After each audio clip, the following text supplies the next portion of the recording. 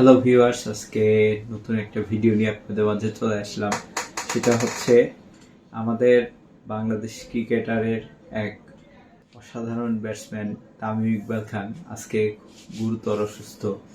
সে হঠাৎ করেই দুপুর 12টার সময় ডিপিএল ম্যাচে গিয়ে অসুস্থ হয়ে পড়ে।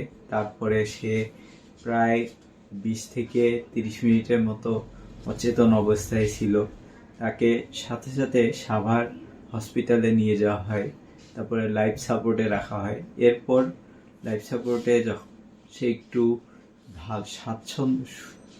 ভালো অনুভূত করে, তখন তাকে এনজিওগ্রাম করা হয় এবং সাথে সাথে ডাক্তার এম মারুফ তার চিকিৎসা করে এবং সাথে সাথে রিং পরিয়ে দেয়।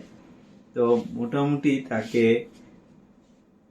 22 মিনিট ধরে সিপিআর থেরাপি এবং 3বার ডিসি শক দেওয়ার পরে তার হার্ট ফুললি কার্যক্রম করে, কিন্তু তিনি এখনো স্বাভাবিক না। সে এখনো ডাক্তারদের তত্ত্বাবধানে আছে।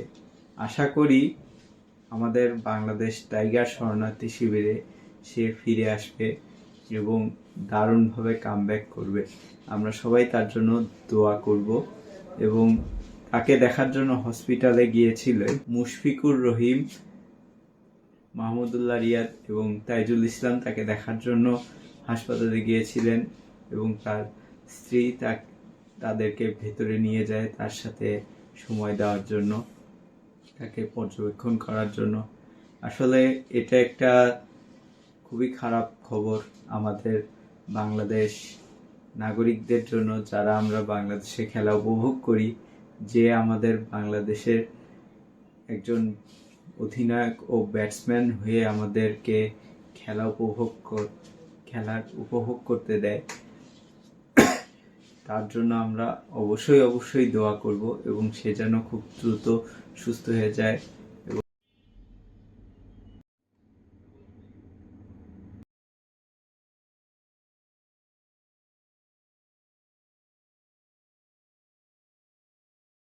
এবং আশা করি সে এখন সুস্থ হয়ে গেলে সে আরো ভালো চিকিৎসার জন্য দেশের বাইরে গিয়ে একটু দেখিয়ে আসবে। আমরা এও প্রার্থনা করি, তার পরিবারের সুস্বাস্থ্য কামনা করি। ধন্যবাদ। আমার ভিডিওটি ভালো লাগলে অবশ্যই লাইক, কমেন্ট এবং শেয়ার করবেন।